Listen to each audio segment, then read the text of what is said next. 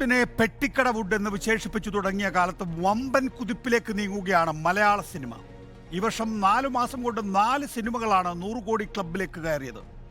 ഏറ്റവും പ്രധാനപ്പെട്ട കാര്യം GCCയിൽ മാത്രമല്ല, തമിഴ്നാട്, കർണാടക, ആന്ധ്ര, തെലങ്കാന തുടങ്ങിയ സംസ്ഥാനങ്ങളിലും മലയാള സിനിമ വിപണി കണ്ടെത്തിയിരിക്കുന്നു എന്നതാണ്. പ്രേമലു, മഞ്ഞുമ്മൽ ബോയ്സ്, ആടുജീവിതം, ആവേശം എന്നീ സിനിമകളിലൂടെയാണ് മലയാള സിനിമ സീൻ മാറ്റിയെഴുതിക്കൊണ്ടിരിക്കുന്നത്. വെറും 9 ദിവസം കൊണ്ടാണ് ബെന്യാമിൻ എഴുതിയ ബ്ലസ്സി സംവിധാനം ചെയ്ത ആടുജീവിതം 100 കോടി ക്ലബിൽ കയറിയത്. സംസ്ഥാനത്താകെയുള്ള 700 തിയേറ്ററുകളിൽ 400 എണ്ണമെങ്കിലും അടച്ചുപൂട്ടേണ്ടി വരുമെന്ന നിലയിലെത്തിയപ്പോഴാണ് ഒന്നിനു പുറകെ മറ്റൊന്നായി വിജയം പുൽകുന്നത്. 2023 ഇറങ്ങിയ 220 സിനിമകൾ ആകെ നേടിയതിനേക്കാൾ കളക്ഷൻ 2024 പിന്നിട്ട് പോയ 4 മാസം കൊണ്ട് നേടിയിരിക്കുന്നു. മലയാള സിനിമയെ പെട്ടിക്കട വുഡെന്നും ഊതിവീർപ്പിച്ച കുമിള എന്നും വിശേഷിപ്പിച്ചവർ ഇപ്പോൾ നിലപാട് മാറ്റുകയാണ്. ഈ വർഷം ഇത്രയും വിജയങ്ങൾ മറ്റൊരു ഭാഷയിലുണ്ടോ എന്ന് സംശയമാണ്. എല്ലാ കാലത്തും ക്വാളിറ്റിയിൽ മത്സരിച്ച മലയാള സിനിമ തിയേറ്റർ റിലീസിന് പുറമെ OTT, ഓവർസീസ്, സാറ്റലൈറ്റ് വിപണിയിലും ശ്രദ്ധേയമായ മുന്നേറ്റം ഉണ്ടാക്കിയിരിക്കുന്നു. മമ്മൂട്ടിയുടെ ടർബോ, മോഹൻലാലിൻ്റെ എമ്പുരാൻ, ബറോസ് തുടങ്ങിയ വൻകിട ചിത്രങ്ങൾ കൂടി റിലീസിന് വരാനുണ്ട് എന്ന് കാണുമ്പോൾ മലയാള സിനിമയുടെ വിപണി ചരിത്രത്തിലെ സുവർണ കാലഘട്ടത്തിലേക്ക് 2024 നയിക്കും എന്ന് ഉറപ്പിച്ചിരിക്കുകയാണ്. മലയാള സിനിമയിൽ സിനിമ മാജിക്.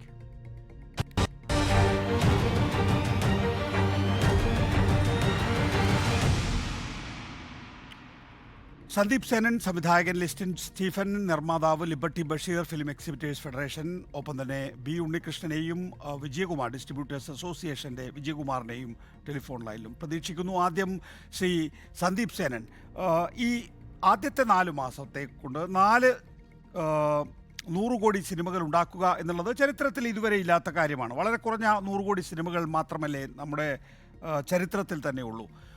ഈ വിജയത്തെ മുന്നോട്ട് കൊണ്ടുപോകാൻ മലയാള സിനിമ എക്യുപ്ഡ് ആണോ? അല്ല, ഇതൊരു നമ്മൾ കടന്നു വന്നത് കഴിഞ്ഞ ഒരു 4 വർഷം നമ്മൾ കടന്നു വന്നത് വളരെ സമാനതകളില്ലാത്തൊരു ഘട്ടത്തിലൂടെയാണ്. അതായത് മലയാള സിനിമ ഏറ്റവും മോശം അവസ്ഥയിലേക്ക് പോവുക, കോവിഡ് വരിക, തിയേറ്ററുകൾ പൂട്ടിക്കിടക്കുക, അങ്ങനെയൊക്കെ ഉള്ളൊരു ഘട്ടത്തിൽ നിന്നും കരകയറി കണ്ടന്റ് എന്നും മലയാളത്തിൻ്റെ ഒരു എന്താ പറയുക, ഒരു ശക്തി തന്നെയായിരുന്നു, ഒരു സ്ട്രെങ്ത് ആയിരുന്നു എപ്പോഴും കണ്ടന്റ്. അപ്പം അത് കഴിഞ്ഞ് 2024 വരുമ്പോൾ ശരിക്കും അത് തുടങ്ങുന്നത് 2024 തുടങ്ങുന്നതിന് വെറും 8 ദിവസം മുമ്പ് നേരെന്ന് പറയുന്ന ഒരു സിനിമ ബോക്സ് ഓഫീസ് വിജയം നേടി തുടങ്ങിയ ഒരു ഇതാണ്. അതും കൂടി കണക്കാക്കണമെന്നാണ് ഈ 2024 1-ാം പാദത്തിൽ നമ്മൾ എത്തി നിൽക്കുമ്പോൾ നമ്മൾ അതും കൂടെ കണക്കാക്കി കഴിഞ്ഞാൽ ശരിക്കും പറഞ്ഞാൽ അതൊരു ഈ കണ്ടന്റുകളുടെ, ഞാൻ ഇതിനു മുമ്പേ ഞാൻ പറഞ്ഞിട്ടുണ്ട്, ഇതൊരു കണ്ടന്റുകളുടെ വിജയമാണ്. നമ്മൾ നല്ല സിനിമകൾ വളരെ സിൻസിയറായിട്ട് സിനിമയെ അപ്രോച്ച് ചെയ്യുന്നതുകൊണ്ടാണ്. ഇതിനകത്ത് സ്റ്റാർഡം അല്ലെങ്കിൽ താരപരിവേഷത്തിനൊക്കെ കൂടുതൽ ഊന്നൽ കൊടുക്കാതെ കണ്ടന്റിൽ ഉറച്ചു നിൽക്കുന്നതുകൊണ്ടാണ്, ഗ്രൗണ്ടഡായി നിൽക്കുന്നതുകൊണ്ടാണ് ശരിക്കും പറഞ്ഞാൽ ഇത്തരം സിനിമകളുടെ പ്രൊഡക്ഷൻ ക്വാളിറ്റി കൂടുന്നത്. അത്തരം പ്രൊഡക്ഷൻ ക്വാളിറ്റി ഉള്ളതുകൊണ്ടാണ് മലയാളം എന്ന് പറയുന്ന ഒരു ഭാഷയ്ക്ക് പുറത്ത് ഇതര ഭാഷകളിലേക്ക് ലിംഗ്വിസ്റ്റിക് ബാരിയേഴ്സ് ഇല്ലാതെ ഈ സിനിമകൾ കാണാനായിട്ട് പ്രേക്ഷകർ തയ്യാറാകുന്നത്. അപ്പം ആ ഒരു പുതിയ വിപണന സാധ്യതകൾ ഇതിനു മുമ്പേ ഉണ്ടായിട്ടുണ്ടെങ്കിൽ പോലും ഇപ്പോൾ ഈ മഞ്ഞുമ്മൽ ബോയ്സിന് സംഭവിച്ചു. കേരളത്തിൽ ഏകദേശം 35 കോടി രൂപയ്ക്ക് മുകളിൽ കളക്ട് ചെയ്ത സിനിമ അതേ 35 കോടി രൂപയ്ക്ക് മുകളിൽ കേരളത്തിന് പുറത്ത് കളക്ട് ചെയ്തിട്ടുണ്ട്. അപ്പം അതൊരു വലിയ ഒരു ഇതാണ്, ഒരു വിപണന സാധ്യതയാണ് നമുക്ക് തുറന്നു കിട്ടിയിരിക്കുന്നത്. അതാണ് കാര്യത്തിലേക്കാണ് സന്ദീപ്. അതായത് നമുക്ക് സാധാരണ നോക്കൂ, ഇപ്പോൾ ഒരു തെലുങ്ക് സിനിമ ഇവിടെ വലിയ നിലയിൽ വരുന്നു, പണം വാരിക്കൊണ്ടുപോകുന്നു. തമിഴ് സിനിമ വലിയ നിലയിൽ പണം വാരിക്കൊണ്ടുപോകുന്നു. പക്ഷെ മലയാള സിനിമയ്ക്ക് ഈ വിപണി ഉണ്ടായിരുന്നില്ല. ഇപ്പോൾ മഞ്ഞുമൽ ബോയ്സിലൂടെ അല്ലെങ്കിൽ ഇപ്പോൾ പ്രേമലുവിലൂടെ ആ നിലയിൽ നമ്മൾ ഈ തെക്കേ ഇന്ത്യൻ സംസ്ഥാനങ്ങളിലെ വിപണി കണ്ടെത്തിയിട്ടുണ്ടോ? അല്ല, നമുക്ക് അത് കിട്ടുന്നൊരു സാധ്യതയാണ് ഞാൻ പറഞ്ഞത്. അതായത് ഇപ്പോൾ ഈ സംഭവിച്ചുകൊണ്ടിരിക്കുന്നത് വെച്ചാൽ ഇപ്പോൾ ഒരു വിജയ് സിനിമ, ഒരു അല്ലു അർജുൻ സിനിമയ്ക്കൊക്കെ 20 കോടി രൂപയാണ് പുഷ്പ എന്ന് പറയുന്ന സിനിമയുടെ വിതരണ അവകാശത്തിന് ഇവിടെ ചോദിച്ചിരിക്കുന്നത്. അപ്പം ഒരു വിജയ് സിനിമ കഴിഞ്ഞ ലിയോ എന്ന് പറയുന്ന സിനിമ ഏകദേശം 15 കോടി രൂപയ്ക്കാണ് കേരളത്തിലെ തിയേറ്ററിക്കൽ റൈറ്റ്സ് അവർ കരസ്ഥമാക്കിയത്. അപ്പം ഞാൻ പറയുന്നത് അങ്ങനെ ഒരു ഔട്ട്റൈറ്റ് ബിസിനസ്സിലേക്ക് ഇത് വരുന്നതിൻ്റെ സാധ്യതകളാണ് ഇപ്പോൾ മഞ്ഞുമ്മൽ ബോയ്സ് പോലെയും പ്രേമലു പോലെയും ആവേശം പോലെയുള്ള സിനിമകൾ നമുക്ക് തുറന്നു തന്നിരിക്കുന്നത്. അപ്പോൾ അത് ഭാവിയിൽ നമുക്ക് അത്തരം ബിഗ് ടിക്കറ്റ് മൂവീസിനും ഇത് ഗുണം കിട്ടും എന്നുള്ളതാണ്. മഞ്ഞുമ്മൽ ബോയ്സ് ഒരിക്കലും ഒരു ഔട്ട്റൈറ്റ് സെയിൽ അവിടെ നടത്തി അവിടെ നമ്മൾ ബിസിനസ് ചെയ്ത ഒരു സിനിമയല്ല. അതിൻ്റെ നിർമ്മാതാക്കൾ അങ്ങനെ ബിസിനസ് ചെയ്തതല്ല. അതൊരിക്കലും അവിടെ അത്രയും വലിയൊരു മികച്ച ഹിറ്റാകുമെന്നും അവർ ചിലപ്പോൾ കരുതിയിട്ടുണ്ടാവില്ല. പക്ഷേ അത് പ്രൊഡ്യൂസേഴ്സിന് ഇപ്പോൾ ഗുണമായി വന്നു. കാരണം വെച്ചാൽ അവർക്ക് തിയേറ്ററിൽ നിന്നുള്ള മുഴുവൻ കളക്ഷനുകളും അവർക്ക് കിട്ടത്തക്കവണ്ണം അത് സൗകര്യമൊരുങ്ങി എന്നുള്ളതാണ്. അപ്പം അവിടെ മറ്റൊരു ഡിസ്ട്രിബ്യൂട്ടർ നാളെ ചിലപ്പോൾ ഇതിലേക്ക് തുനിഞ്ഞേക്കാം. അങ്ങനെ ഉണ്ടെങ്കിൽ മലയാളത്തിൻ്റെ വിപണന സാധ്യത കുറെ കൂടി മറ്റ് ലാംഗ്വേജസിൽ ഹിന്ദിയിൽ ശരിക്കും നോർത്ത് ഇന്ത്യൻ മാർക്കറ്റ് ഇപ്പോഴും നമ്മൾ ടാപ്പ് ചെയ്തിട്ടില്ല. പക്ഷേ ഒരു പരിധി കഴിഞ്ഞാൽ നമുക്ക് അതും ചിലപ്പോൾ സാധ്യമായേക്കാം. അപ്പം ഈ സൗത്ത് ഇന്ത്യൻ മാർക്കറ്റ് എന്തായാലും നമ്മൾ വളരെ സ്ട്രോങ് ആയിട്ടാണ് പോകുന്നത്. ഇൻഫാക്ട് ഞാൻ ഒരു സന്തോഷകരമായ കാര്യം എന്ന് വെച്ചാൽ കഴിഞ്ഞ ഒരു 4 മാസത്തിൻ്റെ ഇടയിൽ ഈ സൗത്ത് ഇന്ത്യയിലുള്ള തിയേറ്റേഴ്സിൻ്റെ എല്ലാം നിലനിൽപ്പ് മലയാളം സിനിമ കൊണ്ട് മാത്രമാണ് നടന്നു പോയത്. അത് നിലനിന്നത് ശരിക്കും പറഞ്ഞാൽ എസ്പെഷ്യലി മൾട്ടിപ്ലക്സുകൾ. കേരളത്തിന് പുറത്തേക്ക് പോകുമ്പോൾ സിംഗിൾ തിയേറ്ററിനപ്പുറം മൾട്ടിപ്ലക്സുകളാണ് കൂടുതലും. അപ്പം അവരുടെ ഒരു എക്സിസ്റ്റൻസ് പോലും മലയാള സിനിമയായിരുന്നു എന്നുള്ളതാണ്. അത് ഞങ്ങൾ PVRമായിട്ട് ഒരു വിഷയമുണ്ടായിരുന്നു നിർമ്മാതാക്കളുടേത്. അവരുമായിട്ട് തുറന്നൊരു ചർച്ചയിൽ അവർ തന്നെ സമ്മതിച്ചതാണ് ഞങ്ങളുടെ സിനിമകളാണ് ഇപ്പം ആന്ധ്രയിലാണ്. PVR മാത്രമല്ലല്ലോ, മറ്റു തിയേറ്ററുകളിലും ഒക്കെ തന്നെയും ഈ പറയുന്ന പടങ്ങൾ, അതായത് പ്രേമലു ആണെങ്കിലും മഞ്ഞുമൽ ബോയ്സ് ആണെങ്കിലും വലിയ വിജയം കണ്ടെത്തിയിരിക്കുന്നു. ഈ 2 സിനിമകളുടെയും കണ്ടന്റിനൊരു പ്രത്യേകത ഉണ്ട്. അത് രണ്ടും അന്യഭാഷക്കാർക്ക് കൂടി സ്വീകാര്യമാകുന്ന വിധത്തിലാണ് അതിൻ്റെ സ്ക്രിപ്റ്റിംഗ് എന്നുള്ളതാണ്. ഇപ്പോൾ ഉദാഹരണത്തിന് മഞ്ഞുമലിൻ്റെ കാര്യത്തിനകത്ത് കൊടൈക്കനാലിലേക്കാണ് ഈ പിള്ളേർ പോകുന്നത്. അവിടെ നിന്നുള്ള തമിഴ് സംഭാഷണങ്ങളൊക്കെ അതിൽ ഉൾപ്പെടുത്തിയിട്ടുണ്ട്. പ്രേമലു ഹൈദരാബാദിലാണ് ലൊക്കേഷൻ. അതിനകത്ത് തെലുങ്കും ഉണ്ട് തമിഴും ഉണ്ട് എന്നുള്ളതാണ്. ആ നിലയിലുള്ള ഒരു ഫോർമുല, പേരിൽ തന്നെ തെലുങ്കുണ്ട്, അതെ, പേരിൽ തന്നെ തെലുങ്കുണ്ട്. അപ്പോൾ ആ നിലയിലുള്ള ഒരു ഫോർമുല യഥാർത്ഥത്തിൽ ഈ സൗത്ത് ഇന്ത്യൻ മാർക്കറ്റ് പിടിക്കാൻ വേണ്ടി ഉണ്ടാക്കിയതാണോ? ഈ ഫോർമുല എല്ലാ തവണയും നമുക്ക് പരീക്ഷിക്കാനാകില്ലല്ലോ. അപ്പോൾ ഈ വിപണി അവിടെ ഉണ്ടാകുമോ? അല്ല, ഈ പറയുന്നത് പോലെ പ്രേമലു എന്ന് പറയുന്ന ഒരു റോം കോമാണ്. അപ്പോൾ ഒരു റൊമാൻറ്റിക് കോമഡി മൂവി എന്ന് പറയുമ്പോൾ അത് പ്ലേസ് ചെയ്തിരിക്കുന്ന പശ്ചാത്തലം ഹൈദരാബാദ് ആയതുകൊണ്ടും അത് പ്രേമലു എന്നിട്ടു അതിൻ്റെ ഒരു സാധ്യത അത് വളർന്നു വന്നു എന്നുള്ളതാണ് ഞാൻ മനസ്സിലാക്കുന്നത്. മഞ്ഞുമൽ ബോയ്സ് ഇതുപോലെ അവർ അങ്ങനെ ഒരു സ്പേസിലേക്ക് പോകുന്നു, ഗുണ കേവ്സ് പോലെ ഒരു സ്ഥലത്തേക്ക് പോകുന്നു, അവർക്ക് സംഭവിക്കുന്ന ഒരു ഇൻസിഡൻറ്റ് അവരുടെ ലൈഫിൽ സംഭവിക്കുന്നു എന്ന് പറയുമ്പോൾ ഈ ഗുണ എന്ന് പറയുന്ന സിനിമയും ഗുണ കേവ്സും തമിഴ്നാട്ടുകാർക്ക് ഭയങ്കര ഒരു അവരെ സംബന്ധിച്ച് ആ ഗുണ എന്ന് പറഞ്ഞ സിനിമയും അതിലെ പാട്ടും ഒക്കെ വളരെ വളരെ അവർക്ക് റിലേറ്റ് ചെയ്യാൻ പറ്റുന്നതാണ്. ഇത്തരം യാത്രകളിൽ പോകുന്നതാണ്. അപ്പം ഞാൻ പറയുന്നത് അത് ഈ കണ്ടന്റ്, ഈ പെർട്ടിക്കുലർ കണ്ടന്റ് ഇങ്ങനെ ഉണ്ടാക്കപ്പെട്ടപ്പോൾ, അത് സംഭവിച്ചപ്പോൾ അത് അവർ സ്വീകരിച്ചു എന്നുള്ളതാണ്. ഇനിയും ഇത്തരം സാധ്യതകൾ, ഇപ്പം ഞാൻ പറയുന്നതല്ലേ, വിജയ്യുടെ സിനിമകളിൽ മലയാളം ആക്ടേഴ്സ് ഉണ്ട്. ഇപ്പം സൗത്ത് ഇന്ത്യൻ സിനിമ, ഇപ്പം ഞാൻ പറയുന്ന അല്ലു അർജുൻ്റെ പുഷ്പ എന്ന് പറയുന്ന സിനിമയിൽ ഫഹദ് ഫാസിൽ ഒരു പ്രധാന വേഷം ചെയ്യുന്നു. അല്ലെങ്കിൽ ഈ പ്രഭാസിൻ്റെ സാഹോ എന്ന് പറയുന്ന സിനിമയിൽ മലയാളത്തിൻ്റെ പ്രിയങ്കരനായ ലാലേട്ടനുണ്ട്, നമ്മുടെ സിദ്ദിഖ് ലാലിൻ്റെ ലാലേട്ടനുണ്ട്. അപ്പം അങ്ങനെ പലരും അവർ ഇത്തരം ആർട്ടിസ്റ്റുകളെ ഇതുപോലെ കൊണ്ടുവന്ന് അതൊരു സൗത്ത് ഇന്ത്യൻ ഒരു വിപണന സാധ്യത അവരുണ്ടാക്കി. അതുപോലെ മലയാളം സിനിമകളിൽ ഇപ്പോൾ SJ സൂര്യ പോലെയുള്ള ആൾക്കാർ അടുത്ത ഫഹദിൻ്റെ സിനിമകളിലുണ്ട്.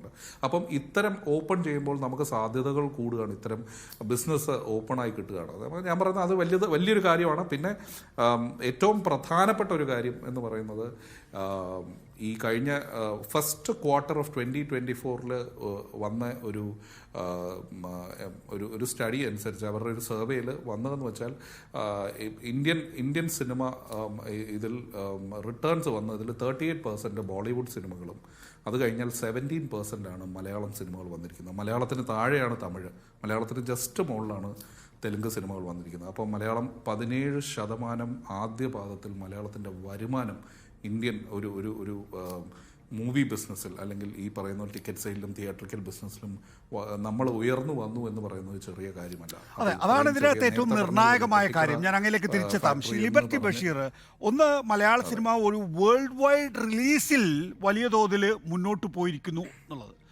അതിനോടൊപ്പം തന്നെ നമുക്ക് സാറ്റലൈറ്റ് ഉണ്ട്, അതുപോലെ OTT ഉണ്ട്, ഓവർസീസ് ഉണ്ട്. അതൊക്കെ കൂട്ടിച്ചേർക്കുമ്പോൾ ഒരു വലിയ വിപണി മലയാള സിനിമ കണ്ടെത്തിയിരിക്കുന്നു എന്നുള്ളതാണ്. പക്ഷേ കേരളത്തിലൊരു വലിയ പ്രശ്നം ഉണ്ടായിരുന്നു. തിയേറ്ററുകൾ 700ഓളം തിയേറ്ററുകൾ ഉണ്ടെന്നാണല്ലോ വെപ്പ്. അതിൽ പലതും കല്യാണ ഹാളുകളായി മാറാൻ പോകുന്നു, അല്ലെങ്കിൽ അങ്ങനെ പോകേണ്ടി വരുമെന്നായിരുന്നു 2023 വിചാരിച്ചതെങ്കിൽ ഇത് തിയേറ്ററിൻ്റെ കുതിപ്പിനെ എത്ര കണ്ട് സഹായിച്ചിട്ടുണ്ട് ശ്രീ ബഷീർ? നികേഷ്, 2023, 2017, 18 കാലത്താണ് ആ തിയേറ്ററുകളിൽ മാളുകളാക്കി തിയേറ്ററുകൾ മാറ്റി കല്യാണ മണ്ഡപമാക്കാനുള്ള ഉദ്ദേശം തിയേറ്റർ ഉടമകൾക്ക് ഉണ്ടായത്. അതിനുശേഷം 2020 ശേഷം കോവിഡ് കഴിഞ്ഞ ഉടനെ തിയേറ്ററിന്റെ നല്ല സമയം തുടങ്ങിയിട്ടുണ്ട്. ഓരോ പടങ്ങളും ഇറ്റായി വന്ന് എന്റെ ഒരു കാൽക്കുലേഷൻ പ്രധാനപ്പെട്ട കാര്യം OTT പ്ലാറ്റ്ഫോം, സാറ്റലൈറ്റ് എല്ലാം തിയേറ്ററിൽ കളിച്ചാൽ മാത്രമേ അവർ പടം എടുക്കൂ എന്നുള്ള ഒരു തീരുമാനം എടുത്തതിന് ശേഷമാണ് ഒരു തട്ടിക്കൂട്ട് പടങ്ങൾ പ്രൊഡ്യൂസേഴ്സ് എടുക്കാൻ ഒരു മടി കാണി. കാരണം എങ്ങനെയെങ്കിലും തട്ടിക്കൂട്ടി OTT പ്ലാറ്റ്ഫോമിനോ സാറ്റലൈറ്റിനോ വിറ്റിട്ട് കാശ് ഉണ്ടാക്കാന്നുള്ള തീരുമാനം മാറ്റിയിട്ട് പ്രൊഡ്യൂസേഴ്സും ഡയറക്ടേഴ്സും എല്ലാം പടം തിയേറ്ററിൽ കളിച്ചാൽ മാത്രമേ അവർ പടം എടുക്കൂ എന്നുള്ള തീരുമാനത്തിൽ അവർക്ക് കോടി രൂപ നഷ്ടം വന്നുകൊണ്ട് അവർക്ക് നല്ല തീരുമാനത്തിലേക്ക് എത്തി. തിയേറ്ററിൽ പടം കളിക്കണമെങ്കിൽ പടം ഓടണമെങ്കിൽ പടം നന്നായിരിക്കണം.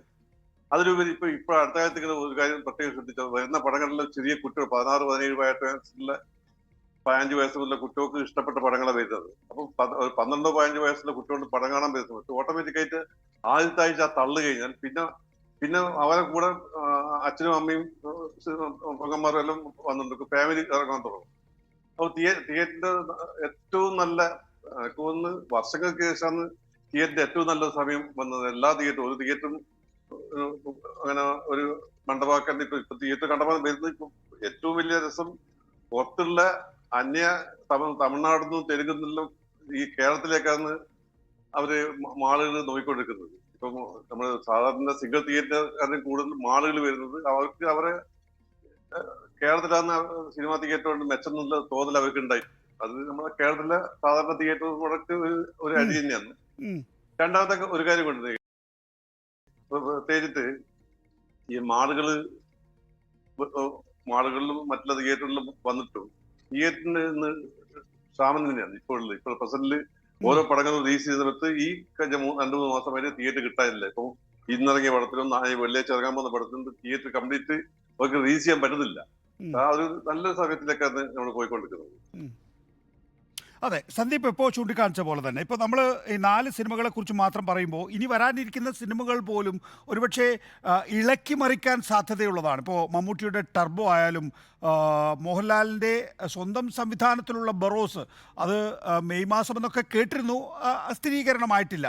എമ്പുരാൻ എന്തായാലും ഈ വർഷം വരണം എന്നുള്ളത് നമുക്കറിയാവുന്നതാണ്. പിന്നെ അജയൻ്റെ 2ാം മോഷണം, നടികർ തിലകം, അങ്ങനെ നിരവധി സിനിമകളുണ്ട് എന്നുള്ളതാണ്. മലയാള വിപണി ഒരുപക്ഷെ ബോളിവുഡ് കഴിഞ്ഞാൽ 2ാമത്തെ വിപണിയായി ഉയർന്നു വരുന്നു എന്നുള്ളതാണ്. ഏറ്റവും കുറഞ്ഞത് 2024എങ്കിലും. നമുക്ക് അങ്ങനെ പ്രതീക്ഷിക്കാം. കാരണം ഞാൻ ഈ പറഞ്ഞതുപോലെ 4 സിനിമകൾ മാത്രമല്ല ഞാൻ പറയുന്നത്. ഈ ഒരു 1ാം ഭാഗത്തിൽ മലയാള സിനിമയെന്ന് നമുക്ക് ഞാൻ പറഞ്ഞില്ലേ, നേര് മുതൽ തുടങ്ങുകയാണെങ്കിൽ നേര്, പ്രേമലു, ഭ്രമയുഗം, അന്വേഷിപ്പിൻ കണ്ടെത്തും, പിന്നെ ഈ മഞ്ഞുമ്മൽ ബോയ്സ്, ആടുജീവിതം, ആവേശം, വർഷങ്ങൾക്ക് ശേഷം ഇത്രയും സിനിമകൾ മലയാളത്തിൽ നിറഞ്ഞോടുന്ന ഒരു അവസ്ഥയുണ്ടായിരുന്നു. അപ്പം ശരിക്കും പറഞ്ഞാൽ 6 അല്ല 8 സിനിമകളായി ഈ ഒരു 1ാം ഭാഗത്തിൽ തന്നെ. അപ്പോൾ 2ാം ഭാഗത്തിലേക്ക് എത്തുമ്പോൾ നമുക്ക് ഈ പറഞ്ഞതുപോലെ ടെർബോ ഉണ്ട്, അടുത്ത ദിവസം നടികർ തിലകമുണ്ട്, ഇന്ന് മലയാളി ഫ്രം ഇന്ത്യ റിലീസ് ചെയ്തിട്ടുണ്ട്. ഇതിൻ്റെ ഇടയിൽ കുറച്ച് കൊച്ചു സിനിമകൾ, നല്ല കൊച്ചു സിനിമകൾ, മന്ദാകിനി പോലെയും ഗുരുവായൂരമ്പല നടയിൽ എന്ന് പറഞ്ഞ പൃഥ്വിരാജിൻ്റെ സിനിമ വരുന്നുണ്ട്. അത് പ്രത്യേകിച്ച് ഒരു വലിയ സിനിമയാണ്. പിന്നെ അത് അങ്ങനെ ഈ പറയുന്ന സുരേഷിൻ്റെയും സുമലതയുടെയും ഹൃദയഹാരിയായ പ്രണയകഥ, അത് പറയാൻ തന്നെ കുറച്ച് വലിപ്പമുള്ള പേരാണ്. പക്ഷെ ഞാൻ പറഞ്ഞ അപ്പോൾ അത്തരം നമ്മൾക്ക് പ്രതീക്ഷയുള്ള കണ്ടന്റ് ഓറിയൻറ്റഡ് ആയിട്ടുള്ള നല്ല കുറേ സിനിമകൾ ഇനി വരാനുണ്ട്. അപ്പം എൻ്റെ ഊഹം ശരിയാണെങ്കിൽ ഞാൻ ഈ പറഞ്ഞ നേരത്തെ റിലീസ് ചെയ്ത 8 സിനിമകൾ തന്നെ ഏകദേശം 1100 കോടി രൂപയോളം ഗ്രോസ് ചെയ്താണ് നമ്മൾ നിൽക്കുന്നത്. അപ്പം 2ാം പാദത്തിൻ്റെ അവസാനം, അതായത് 6 മാസം അവസാനിക്കുമ്പോൾ നമ്മൾ 1500 കോടി രൂപയ്ക്ക് മുകളിൽ ഇന്ത്യൻ സിനിമയുടെ വിപണിയിൽ നമ്മുടെ കോൺട്രിബ്യൂഷനായിട്ട് ഉണ്ടാവും ഉണ്ടാവുന്നു എന്ന് പറയുന്നത് ചെറിയ കാര്യമല്ല. ഇത്രയും ചെറിയൊരു ഇൻഡസ്ട്രി വെറും 720 സ്ക്രീനിനകത്ത് കേരളത്തിൽ അങ്ങോളം ഇങ്ങോളമുള്ള റിലീസിംഗ് സ്റ്റേഷൻ ഏകദേശം ഈ പറയുന്ന ഒരു വലിയ സിനിമയാണെങ്കിൽ പോലും അത് 200-നും 300-നും ഇടയിൽ മാത്രം റിലീസ് ചെയ്യുന്ന സിനിമകൾ വരുന്ന ഒരു ഇൻഡസ്ട്രിയിൽ നിന്നും 1500 കോടി രൂപയുടെ ഗ്രോസ് ചെയ്യുന്നു. അത്രയും നമ്മുടെ ഭാഗത്തുനിന്ന് ഒരു പേ ഔട്ട്. അതാണ് സന്ദീപ്, അതൊരു വളരെ പ്രധാനപ്പെട്ട നിരീക്ഷണമാണ്. മാത്രമല്ല ഈ ആഗോള താപ്പാനകളാണല്ലോ ഈ OTT യിലുള്ളത്. മലയാള സിനിമ ഇൻഡസ്ട്രി അവർ പ്രതീക്ഷയോടുകൂടി കാണുന്നു എന്നും മലയാള സിനിമ ഇൻഡസ്ട്രിയിൽ അവർ സിനിമാ നിർമ്മാണത്തിലേക്ക് പോലും കടക്കാൻ ശ്രമിക്കുന്നു എന്നുള്ള വാർത്തകളൊക്കെ ഉണ്ടായിരുന്നു ഇടയ്ക്ക്. തീർച്ചയായിട്ടും നമ്മൾ ഇനി അങ്ങോട്ട് കോർപ്പറേറ്റുകളുടെ ഒരു ഇരച്ചുകയറ്റം മലയാളം ഇൻഡസ്ട്രിയിലും നമുക്കുണ്ടാവും. അത്തരം കോ പ്രൊഡക്ഷൻസ്, ഈ പറയുന്ന സിംഗിൾ പ്രൊഡ്യൂസേഴ്സിനുപരി സ്റ്റുഡിയോ മോഡൽ സിനിമകൾ, അത്തരം വിപണികൾ തുറന്നു കിട്ടുകയും അവരതിനെ മറ്റു വിപണികളിലേക്ക് എത്തിക്കാനായിട്ടുള്ള ഒരു സാധ്യതകളും നമ്മുടെ കണ്ടന്റുകൾക്കുണ്ട് എന്നവർ മനസ്സിലാക്കി, നമ്മുടെ തിയേറ്ററിക്കൽ വാല്യൂ അത്രയും കൂടുന്നുണ്ട് എന്ന് മനസ്സിലാക്കി തീർച്ചയായിട്ടും നമ്മളത് മുന്നിൽ കാണണം. ഇനി അങ്ങോട്ട് സ്റ്റുഡിയോകളുടെ വരവും കൂടി ആയിരിക്കും മലയാളത്തിലേക്ക് ഉണ്ടാവുക. പലരും അതിനേക്കുള്ള തുടക്കം കുറിച്ചു കഴിഞ്ഞു. പല സ്റ്റുഡിയോ കോ പ്രൊഡക്ഷൻസും ഒക്കെ ഇവിടെ നടക്കുന്നുമുണ്ട്. പക്ഷേ നേരത്തെ ബഷീർക്ക പറഞ്ഞതുപോലെ ഒരിക്കലും മലയാളത്തിൻ്റെ പ്രൊഡക്ഷൻ ക്വാളിറ്റി നമ്മൾ കുറച്ചിട്ടില്ല എന്നുള്ളതാണ്. എനിക്ക് തോന്നുന്നു 2000-ൻ്റെ നമ്മൾ തീർച്ചയായിട്ടും 90-കളുടെയും 80-കളുടെയും സിനിമയൊക്കെ നല്ല പ്രൊഡക്ഷൻ ക്വാളിറ്റിയോടെ വന്നിട്ടുള്ളതാണ്. പിന്നെ അത് കഴിഞ്ഞ് പിന്നെ 2010 കഴിഞ്ഞിട്ടുള്ള സിനിമകൾക്കൊക്കെ പ്രൊഡക്ഷൻ ക്വാളിറ്റി വളരെയധികം കൂടുതലായിരുന്നു. OTT-കളുടെ വരവോടുകൂടി മലയാളം സിനിമ കണ്ടന്റ് ലോകം മുഴുവൻ ഏകദേശം 190-200 രാജ്യങ്ങൾ നമ്മുടെ കണ്ടന്റ് എത്തിയിട്ടുണ്ട്. സബ് ടൈറ്റിലോടുകൂടിയും മറ്റ് പരിഭാഷയോടുകൂടിയും നമ്മുടെ കണ്ടന്റ് എത്തിയിട്ടുള്ളതുകൊണ്ട് ആൾക്കാർക്ക് നമ്മുടെ കണ്ടന്റ് ഇപ്പോൾ സുപരിചിതമാണ്. അപ്പം അതെല്ലാം നമുക്ക് ഇനി അങ്ങോട്ട് നല്ല കാലമായിരിക്കും. പുതിയ വിപണനം സാധ്യതകൾ, പുതിയ വിപണികൾ തുറന്നു കിട്ടും എന്ന് തന്നെയാണ് ഞാനും വിശ്വസിക്കുന്നത്. ഇക്കൊല്ലം ശരിക്കും മലയാളത്തിന് ഇന്ത്യൻ ഒരു സിനിമയുടെ ഇത് പറയുകയാണെങ്കിൽ നമ്മളായിരിക്കാം ചിലപ്പോൾ ടോർച്ച് ബെയറേഴ്സ്, അല്ലെങ്കിൽ നമ്മളായിരിക്കാം ആ വെണ്ണിക്കൊടി പാറിക്കുന്നത് മലയാളത്തിൽ നിന്ന് തന്നെ ആയിരിക്കും എന്നുള്ളതാണ്. ഇവിടെ ശ്രീ ലിബർട്ടി ബഷീർ, നമുക്ക് സാധാരണഗതിയിൽ ഇപ്പോൾ പ്രേമലുവിനെയോ അല്ലെങ്കിൽ മഞ്ഞുമൽ ബോയ്സിനെയൊക്കെയോ മറ്റ് സംസ്ഥാനങ്ങൾക്ക് കൂടി അല്ലെങ്കിൽ മറ്റു ഭാഷക്കാർക്ക് കൂടി താതാത്മ്യം പ്രാപിക്കാൻ കഴിയുന്ന കണ്ടന്റ് എന്നുള്ള നിലയിൽ, ഉള്ളടക്കം എന്നുള്ള നിലയിൽ അവ ഹിറ്റായി പോയതാണ് എന്ന് വേണമെങ്കിൽ വളരെ വേഗമായി അതിനെ വിലയിരുത്താമെങ്കിൽ ആടുജീവിതത്തിൻ്റെ വിജയം അങ്ങനെയല്ല. ആടുജീവിതം ബെന്യാമിൻ്റെ നോവലിനെ അധിഷ്ഠിതമാക്കി ബ്ലസ്സി സംവിധാനം ചെയ്ത ആ ചിത്രം സ്വാഭാവികമായിട്ടും അതിൻ്റെ ക്വാളിറ്റിയിൽ മാത്രം നമ്മൾ വിലയിരുത്തുന്നതാണ്. നമ്മുടെ സാഹിത്യവും സിനിമയിൽ നേരത്തെ സന്ദീപ് ചൂണ്ടിക്കാണിച്ചതുപോലെ അതിൻ്റെ നിർമ്മാണത്തിലെ പെർഫെക്ഷൻ, സാങ്കേതികത്വത്തിലെ പെർഫെക്ഷൻ ഇത് ചേർന്നിട്ടുള്ളതാണ്. അങ്ങനെ ഒരു സിനിമ തന്നെയാണ് യഥാർത്ഥത്തിൽ ഈ 9 ദിവസം കൊണ്ട്, വെറും 9 ദിവസം കൊണ്ട് 100 കോടി ക്ലബിലേക്ക് കയറിയിരിക്കുന്നത് എന്നുള്ളതാണ്. പക്ഷേ ഞാൻ അനുമാനിക്കുന്നത് ഈ ആടുജീവിതം പോലുള്ളൊരു സിനിമ ബ്ലസ്സി സംവിധാനം ചെയ്യുമ്പോൾ അതിൻ്റെ നിർമ്മാതാക്കൾ ചെലവഴിച്ച പണം തിരിച്ചു കിട്ടിയാൽ മതി, ഒരു നല്ലൊരു ആർട്ട് വർക്കല്ലേ എന്ന് കരുതിയിട്ടായിരിക്കും ഒരുപക്ഷെ ഇൻവെസ്റ്റ് ചെയ്തിട്ടുണ്ടാവുക. പക്ഷെ 9 ദിവസം കൊണ്ട് അത് 100 കോടി ക്ലബിലെത്തി എന്ന് കാണിക്കുന്നത് എന്ത് ട്രെൻഡാണ് ശ്രീ ലിബർട്ടി ബഷീർ? വളരെ കാലമായി താങ്കൾ ഈ ഇൻഡസ്ട്രിയിൽ ഉണ്ടല്ലോ. നികേഷ്, ഒരു കാര്യം മനസ്സിലാക്കോ, ഇപ്പൊ ഈ പ്രേമലുലും മഞ്ഞുമൽ ബോയ്സും അത് എവിടെ കൊണ്ടിട്ടാലും പ്രത്യേക ആർട്ടിസ്റ്റുകളിലും ഒരു പരിചയമില്ലാത്ത ആർട്ടിസ്റ്റ്, പുതിയ ആർട്ടിസ്റ്റുകളാണ്. ഏത് ഭാഷയിൽ കൊണ്ടിട്ട് കഴിഞ്ഞാലും ഡബ്ബിങ് മാത്രം ചെയ്തമായി ആ പടം ഓടും. ആ പടത്തിന്റെ കണ്ടന്റ് അങ്ങനെയാണ്, ആർട്ടിസ്റ്റും അങ്ങനെയാണ്. ഏത് ഭാഷയിൽ കൊണ്ടിരുത്താലും ഡബ് ചെയ്ത പടം ഓടുന്നു. പിന്നെ അത്രയും നല്ലൊരു കണ്ടന്റ് നേരത്തെ പറഞ്ഞ നല്ല കണ്ടന്റ് ആണ്. നിങ്ങൾ പറയുന്ന ബ്ലസ്സിയുടെ പടത്തിന്റെ ഗുണം അത് ഒരു ഇംഗ്ലീഷ് പടം കാണുന്ന മാതിരിയാണ് അതിന്റെ ടേക്കിങ്സും മറ്റുള്ള കാണുന്നത്. കഥ, ബെഞ്ചമിന്റെ കഥ 1000 വട്ടം നമ്മളെല്ലാവരും വായിച്ച കഥയാണ്. കേരളത്തിലും ഇന്ത്യയിലും വായിക്കാത്ത ചുരുക്കം ആൾക്കാരെ ഉണ്ടാവും. പിന്നെ അതിന്റെ പടത്തിന്റെ ടേക്കിങ്സ്, ഞാൻ ഒരു ഇംഗ്ലീഷ് പടം കൂടി ഇത്ര നന്നായിട്ട് എടുത്താൽ കണ്ടിട്ടുണ്ട്. ഇംഗ്ലീഷ് പടത്തിനെ കൂടി പഴപ്പെടുകയാണുണ്ടാവും. ആ പടത്തിന്റെ വിജയം അതാണ്. അതിന്റെ ടേക്കിങ്സും അതിന്റെ സൗണ്ട്, ഫോട്ടോഗ്രാഫി എല്ലാം അതായത് ഈ 8 ദിവസം 9 ദിവസം കൊണ്ട് ഈ 100 കോടിയെല്ലാം കിടക്കേണ്ട കാരണം. പിന്നെ അതിനുള്ള ഒരു ഫ്രീ പോസ്റ്റ് ആയിട്ട് കിട്ടിയ പബ്ലിസിറ്റി. സാധാരണ എല്ലാം ഈ ദുബായി പോകുന്ന കൂട്ടി മറ്റുള്ള സ്ഥലത്തായിട്ട് ബാൻ ചെയ്തെങ്കിലും ഇവിടെ രാത്രി 2 മണിക്ക് 3 മണിക്ക് ഇട്ടിട്ട് ആ പടം ഇപ്പൊ എല്ലാ പടങ്ങളും രാത്രി 2 മണിക്കും 3 മണിക്കും പുലർച്ചെ വരെ സിനിമ കാണുന്ന ഒരു അത്ഭുതം അത് കേരളത്തിൽ മാത്രമേ ഉള്ളൂ. രാത്രി വളരെ പണ്ടൊക്കെ വളരെ അപൂർവമാണ് രാത്രി 10 മണിക്ക് ശേഷം ഷോ ഇടല്. ഇപ്പൊ 12 മണിക്കും 1 മണിക്കും 2 മണിക്കും ഇട്ടാലും ആൾക്കാർ കേരളം ഒട്ടുക്കും തിയേറ്റർ ഫുള്ളാണ്. പ്രത്യേകിച്ച് ഞാൻ കണ്ട ഈ ബ്ലസ്സിന്റെ പടത്തിലാണ് നേരം വിളക്കോളം പടം ഇട്ടിട്ട് പുലർച്ചെ 5 മണിക്കെല്ലാം പടം കഴിഞ്ഞിട്ട് പോകുന്ന സമയം ആൾക്കാരുണ്ടായിട്ടുണ്ട്, തിയേറ്റർ ഉണ്ടായിട്ടുണ്ട്. അപ്പൊ ആ പടത്തിന്റെ കണ്ടന്റ് മാത്രമല്ല അതിന്റെ ടേക്കിങ്സ് ആണ് അതിന്റെ ഞാൻ തീർച്ചയായും അതിൻ്റെ ഒരു പെർഫെക്ഷൻ, അതിൻ്റെ ഒരു ആർട്ടിസ്റ്റിക് പെർഫോമൻസ്. ലിസ്റ്റിൻ സ്റ്റീഫൻ നിർമ്മാതാവ്. പക്ഷേ ലിസ്റ്റിൻ, ഇന്ന് താങ്കളുടെ പടം കൂടി ആവേശകരമായിട്ടുള്ള പ്രതികരണമാണ് ഈ കഴിഞ്ഞ 4 മാസം, ജനുവരി, ഫെബ്രുവരി, മാർച്ച്, ഏപ്രിൽ, ഈ 4 മാസങ്ങളിൽ തിയേറ്ററുകളിൽ നിന്നുണ്ടാകുന്നത് എന്നാണല്ലോ നമ്മൾ മനസ്സിലാക്കുന്നത്. 4 പടങ്ങൾ 100 കോടി ക്ലബിലേക്ക് കടക്കുന്നു എന്ന് പറയുമ്പോൾ നോക്കൂ, അതിൻ്റെ ഒരു ആവേശം യഥാർത്ഥത്തിൽ പുതിയ പടങ്ങൾക്ക് ഉണ്ടാവുമോ, ഇനിയും ഉണ്ടാവുമോ, അതോ ഇത് സംഭവിച്ചു പോയതാണോ?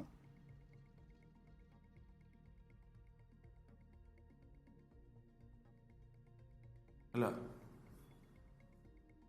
തീർച്ചയായിട്ടും സിനിമകൾ എല്ലാം എനിക്ക് കേൾക്കാൻ പറഞ്ഞോളൂ. തീർച്ചയായിട്ടും സിനിമകളെല്ലാം സംഭവിക്കുന്നതാണ്. തീർച്ചയായിട്ടും സിനിമകളെല്ലാം സംഭവിക്കുന്നത് തന്നെയാണ്. അതുപോലെ തന്നെയാണ് ഇപ്രാവശ്യം ഫെബ്രുവരി മുതൽ ഇറങ്ങിയ സിനിമകൾ എല്ലാം വലിയ ഹിറ്റായി മാറി. അത് മലയാളത്തിൽ മാത്രമല്ല, തമിഴ്നാട്ടിലായിക്കോട്ടെ, തെലുങ്കിലായിക്കോട്ടെ, കന്നഡയിൽ, ഈവൻ ഹിന്ദിയിലെല്ലാം നല്ല രീതിയിൽ തന്നെ സ്വീകരിക്കപ്പെട്ടു. കാരണം അതിൻ്റെ ഒരു വേറൊരു പ്രത്യേക റീസൺ, ഈ സമയത്തൊന്നും അവിടെ വലിയ സിനിമകൾ റിലീസ് ചെയ്തില്ല എന്നുള്ളത് തന്നെയാണ്. അഥവാ ഇനി 1-2 സിനിമകൾ, മെയിൻ സിനിമകൾ റിലീസ് ചെയ്തു കഴിഞ്ഞാൽ തന്നെ അതൊന്നും ശ്രദ്ധിക്കപ്പെടാതെ പോയി. ഇപ്പോൾ തമിഴ്നാട്ടിൽ തന്നെ എനിക്ക് തോന്നുന്നത് ഏറ്റവും കൂടുതൽ കളക്ഷൻ നേടിയ സിനിമ പ്രേമം എന്ന് പറയുന്ന സിനിമയായിരുന്നു. അതിനുശേഷം ഇപ്പോൾ റീസെൻ്റ് ഇറങ്ങിയ എല്ലാ സിനിമകളും അതിനെ ബ്രേക്ക് ചെയ്തു. ഈവൻ പ്രേമലു ആയിക്കോട്ടെ, മഞ്ഞുമൽ ബോയ്സ് ആയിക്കോട്ടെ. മഞ്ഞുമൽ ബോയ്സ് എന്ന് പറയുന്ന സിനിമ അവിടുത്തെ ഒരു ധനുഷ് പോലെയുള്ള ഒരു സ്റ്റാറിന്റെ കൊടുക്കുന്ന കളക്ഷനേക്കാൾ കൂടുതൽ ഷെയറാണ് ആ സിനിമയ്ക്ക് അവിടെ വന്നത്. അപ്പം ഇതൊക്കെ സംഭവിക്കുന്നതാണ്.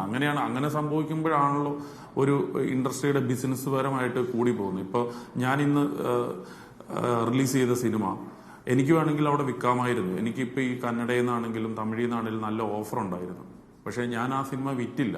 കാരണം ഇപ്പോൾ ഓപ്പോസിഷൻ സിനിമകളില്ല അവിടെ. തമിഴിലാണെങ്കിലും തെലുങ്കിലാണെങ്കിലും ഇപ്പോൾ കിട്ടുന്ന കളക്ഷനും വളരെയധികം കൂടുതലാണ്. മലയാള സിനിമകൾ കാണാനായിട്ട് പ്രേക്ഷകർ മലയാള സിനിമയെ കൂടുതൽ ആളുകൾ വിശ്വസിക്കുകയാണ് ഇപ്പോൾ. ഇതെല്ലാം തീർച്ചയായിട്ടും സംഭവിക്കുന്നതാണ്. ആ സംഭവിക്കുന്നതിന്റെ ഇടയിലാണ് ഇപ്പോൾ മലയാള സിനിമ കടന്നു പോയിക്കൊണ്ടിരിക്കുന്നത്. അങ്ങനെ ഒരു ഔട്ട്റൈറ്റ് മാർക്കറ്റ് ഇപ്പോൾ താങ്കൾ ഇന്ന് സിനിമ റിലീസ് ചെയ്യുമ്പോൾ താങ്കളുടെ മുമ്പിൽ ഒരു ഔട്ട്റൈറ്റ് മാർക്കറ്റായി തമിഴ്നാടും തെലങ്കാനയും ഹൈദരാബാദും ഒക്കെ ഉണ്ടോ? അല്ലെങ്കിൽ തെലങ്കാനയും ആന്ധ്രാപ്രദേശും ഒക്കെ ഉണ്ടോ? അല്ല, ഇപ്പൊ തന്നെ റിലീസ് ചെയ്ത ആവേശം എന്ന് പറയുന്ന സിനിമ മലയാളത്തിൽ നിന്ന് തെലുങ്കിൽ നിന്ന് നല്ല ഓഫർ വന്നതാണ് അൻവർ ഷീദിന്. കാരണം ആ പടം ഡബ് ചെയ്യാത്തത് കൊണ്ടിട്ട്, തിയേറ്ററിൽ റിലീസ് ചെയ്യാൻ വേണ്ടിയിട്ട് ഡബ് ചെയ്യാത്തത് കൊണ്ടിട്ട് അത് കൊടുക്കാനായിട്ട് പറ്റിയില്ല. ഇപ്പോൾ മലയാളം വിത്ത് സബ് ടൈറ്റിലോട് കൂടി മാത്രമാണ് റിലീസ് ചെയ്തത്. അപ്പോൾ നമ്മൾ ഇപ്പോൾ തെലുങ്കിൽ നിന്നാണെങ്കിലും തമിഴിൽ നിന്നാണെങ്കിലും നമ്മൾ അവിടുത്തെ സിനിമകൾ വിലയ്ക്കാണ് വാങ്ങുന്നത്. അല്ലെങ്കിൽ ചില സിനിമകൾ മാത്രം ഒരു വിശ്വാസമുള്ള കമ്പനികൾക്ക് ഡിസ്ട്രിബ്യൂഷനായിട്ട് കൊടുക്കും. അല്ലാത്ത ഏത് സിനിമകളും ഒരു അട്രാക്ഷനുള്ള സിനിമകളല്ല. ഇപ്പോൾ വരാനിരിക്കുന്ന പുഷ്പ 2 ആയിക്കോട്ടെ, വിജയുടെ പടം ആയിക്കോട്ടെ, ഇതൊക്കെ ഒരു MGക്കാണ് നമ്മൾ വാങ്ങുന്നത്, മിനിമം ഗ്യാരണ്ടിക്കാണ് നമ്മൾ വാങ്ങുന്നത്. അപ്പോൾ ഇതുപോലെ തന്നെ ഒരു അവസ്ഥ മലയാളത്തിൽ നിന്നും ഉണ്ടായിക്കൊണ്ടിട്ടിരിക്കുകയാണ്. കാരണം മലയാള സിനിമകളെ കൂടുതൽ വിശ്വസിക്കുമ്പോഴാണല്ലോ ഇങ്ങനെ 10 പേര് എടുക്കാനായിട്ട് വരിക. ഇപ്പൊ റിലീസാകാൻ പോകുന്ന സിനിമകൾക്കെല്ലാം പലരും വില പറഞ്ഞുകൊണ്ടിട്ട് ഇപ്പം ഇവന് ഇരിപ്പുണ്ട്.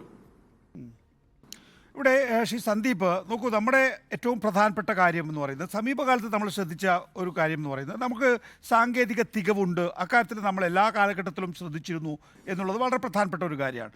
മാത്രമല്ല, നമ്മൾ സ്ക്രിപ്റ്റിൻ്റെ കാര്യത്തിനകത്ത്, രചനയുടെ കാര്യത്തിനകത്തും നമ്മൾ വലിയ നിലയിലും മുന്നിട്ട് നിന്നിരുന്നു എന്നുള്ളതും.